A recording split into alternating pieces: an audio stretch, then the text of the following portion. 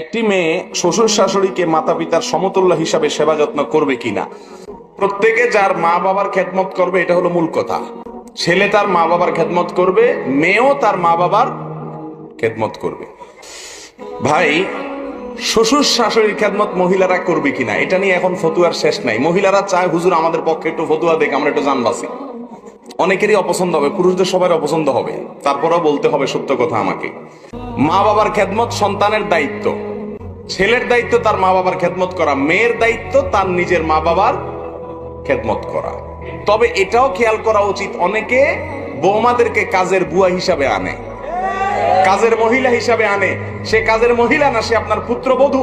তার প্রতি সম্মান দেখানো মুরব্বীদের কি দায়িত্ব।